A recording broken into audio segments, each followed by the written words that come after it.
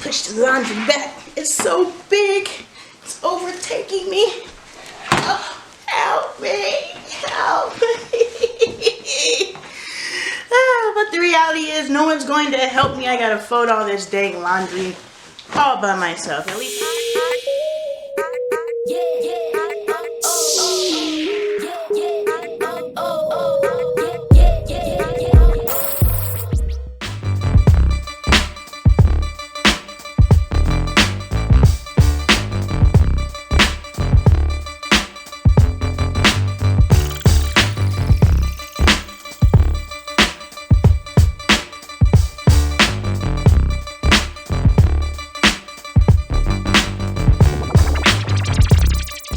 This laundry and chat's gonna be a little different in the respect that I was talking to a friend of mine and she's really going through a tough time. And she was saying that a part of what's keeping her going is my testimony. And so I wanted to share my testimony. I know. Oh, I'm happy these publish on Sundays because I'm about to take you to church. I'm just playing. Yeah. Anywho. Yeah, so she was saying a part of what keeps her going is my testimony, and so I wanted to share. Okay, so my daughter brought me these jeans and was like, "Mom, these are my new jeans, check them out." And she's like, "Oh, I'm gonna throw them away," but somehow they ended up in the dirty clothes. Jeans that you're going to throw away don't end up in the dirty clothes. So yeah, we got all that. Those will go that way. Everybody's journey, everybody's experience is different. But we all are going through something at some point. Even right now, I'm going through something. My something may not be your something, but it's something, right? But back to my testimony. My friend is going through a really tough time. She's pretty much losing everything. So she's getting hit heavy. And I don't need to go into detail about her business, but what I can say is that she feels that she's being punished by God. And I have felt that many times in my life. It was the last time that I lost everything that I realized that God's not punishing me and God's not punishing you. God is stripping you. And what I mean by stripping is when we want to go and get clean and we want to wash away the past, we strip. We remove our clothes and we get in the shower. When we want to wash the day away, when we want to get renewed, we strip our clothes and we get in the shower. We don't hop in the shower fully clothed. We hop in the shower naked. And that's what I realized God was doing for me. 2 times in my life, I've lost everything. First time, I lost everything. I was still in my condo at the time. And this is just the abbreviated version of a long, drawn out decade of my life, right? No, it wasn't that bad, but yes, it was that bad. So I'm selling my condo. I'm short selling my condo because it's short sale or foreclosure. Foreclosure or short sale? Short sale. My condo sold 5 times and was back on the market 5 times. And I was like, God, I have to get out of this house. I have to get, I have to sell within a certain time in order to receive the incentive money because my bank was giving me, a nice little piece of change, to short sell my house, but it had to be done within a certain time frame. So my house sold back on the market, sold back on the market, sold back on the market. And I was like, God, why do you hate me?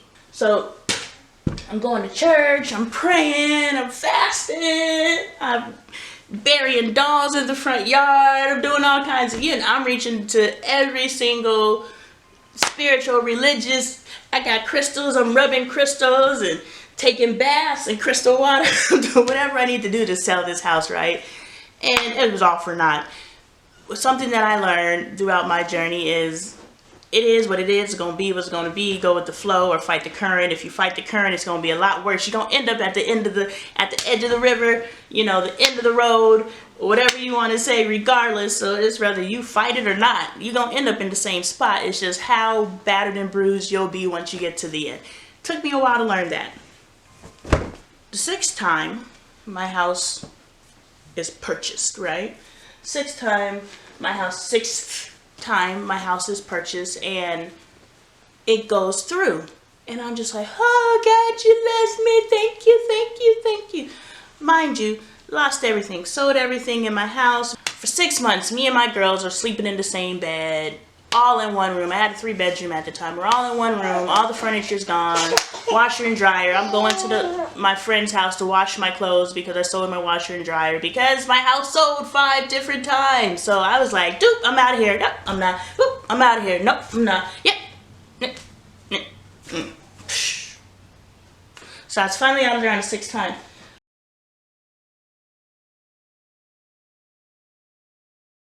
I say all that to say that there is something to be said and to be appreciated about divine timing. It's divine timing. Because had my house sold the first time 6 months prior, when my mom called me, I would have been in a lease. I couldn't break my lease. Had my house sold 6 months prior, who knows what type of living situation I would have been in. And when my mom called me, I would have been like, well, you know, I'm sorry to hear it, but I'll come visit you. But because my house sold, when it sold, I was open and available.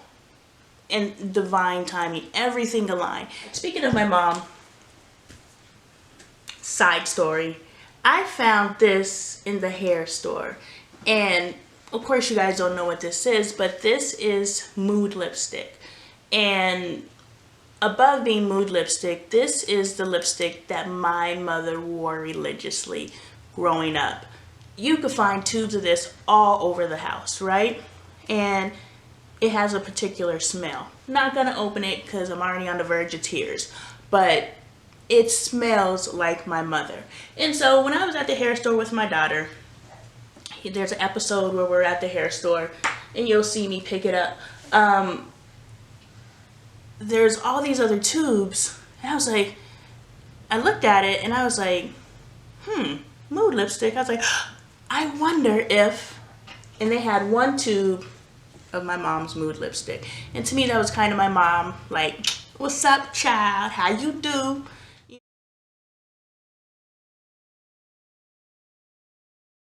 You know, my mom says hi to me in different ways. Anywho, got a tube of her mood lipstick, and I was telling my daughter, I was like, you know, that smell is synonymous with my mother. And she was like, I wonder what smell I would, you know, associate with you. She's like, I guess Reese's.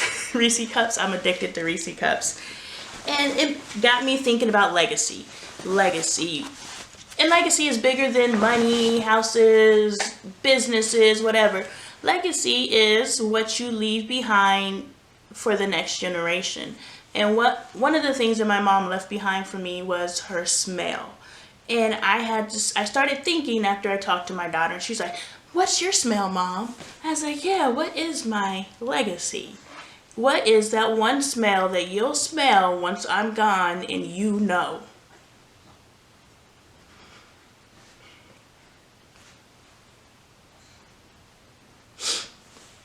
And so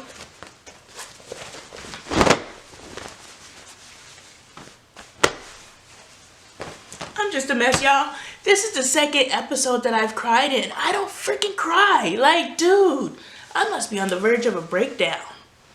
Why the hell am I crying so much? Whew. I must need this divine timing. Tears must need to come. Anyway, so I thought, oh, what's my legacy? And I was like, that was in that moment that I decided I'm going to start wearing a fragrance every day. The whole point of the story is I felt God was punishing me by not selling my house, by pushing it all the way to the end. God, if you know the deadline is January 15th, why are you waiting till January 1st to finalize the paperwork? Like, dude, you could have did it back in October. I would have been cool with that. I don't need the anxiety. Why are you doing me like this? Well, God was like, it's bigger than you. This ain't got nothing to do with you. You're just a small piece in a major machine that is moving and churning and producing and doing all these things, and you're just a small little cog. And for you to think that everything is about you is way too selfish. And that's one thing that I learned from that situation. The second time that I thought God was punishing me and hated me and I was a big butt of his jokes was when I moved back from Texas, and I was in Arizona for a year, and I moved me and my girls into our own apartment. And it was me and my girls, and it was unfurnished, and we was barely making it. I was working 2-3 jobs just to keep food on the table.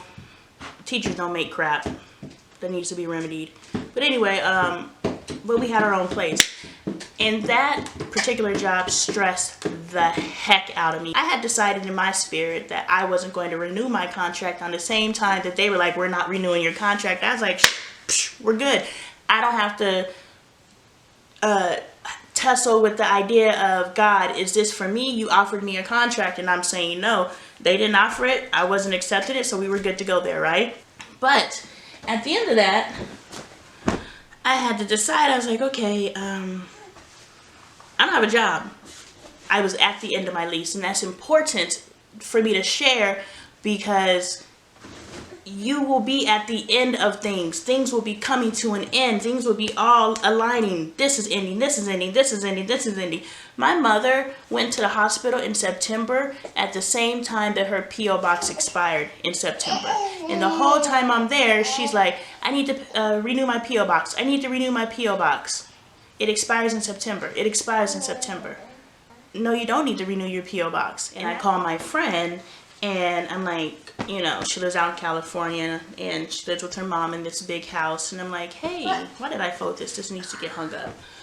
Hey, can me and the girls come out there? And she's like, I was actually thinking about you, and sure, you guys can come out. So see, God had placed my family on my friend and her mother's heart. So when I called and was like, hey, can we come move out there? They were like, yes.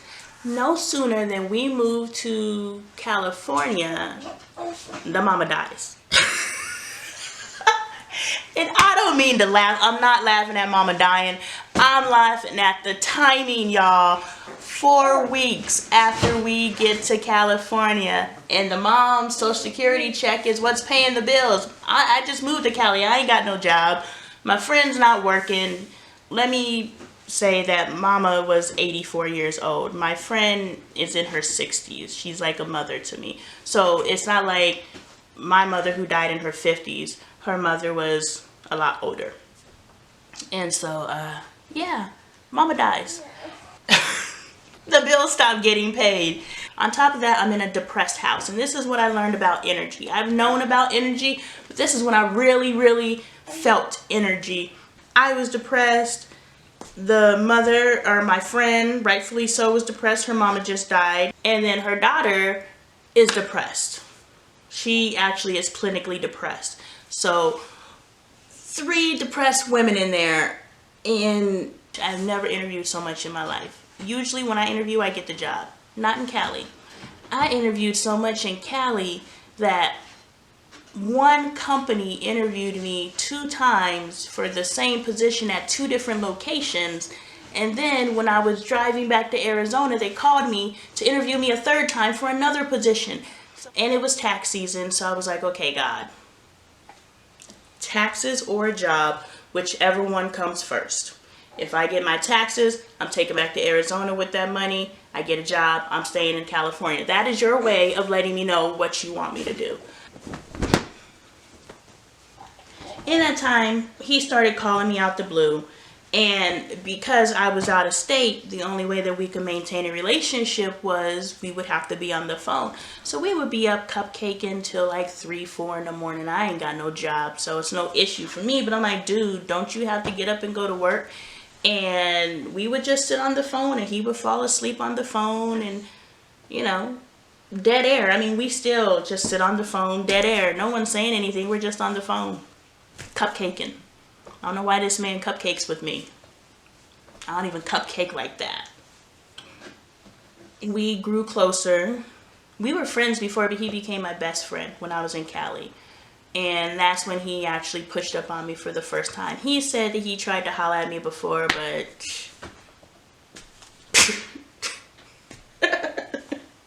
this was the first time he tried to push up on me. And I was receptive. But I was like, you know what? I value our friendship so much. I don't want to lose us. I don't want to lose you as a friend if it doesn't work out. But that's when I decided, you know, I'm actually going to, and that's what he actually said to me, let me love you. Yeah, so that was another moment in my life that I felt like God hated me, that I thought I was the brunt of God's joke, and that I was being punished. And it really wasn't that. It was God was stripping me of all the things that was preventing me from moving into the space that I was supposed to be in. And I know that I'm supposed to be married to the man that I'm married to, and I'm living my best life. And no, I'm not, life is not perfect, but when you come from where I came from, I had to go through what I went through. I had to be in the space that I was in. If I still lived in Arizona, me and Dre wouldn't be together, because we wouldn't have to sit on the phone to maintain a relationship. So what I'm saying is, at the lowest point in my life came the highest point in my life. But God had to strip me, had to bring me down, and had to show me, or had to guide me. A lot of us are able to listen and hear God with distractions, but the rest of us, we have to be stripped. And so when people think that God is punishing them, or God doesn't love them, or I'm a good person, why are these things happening to me? They're not happening to you. You're being stripped.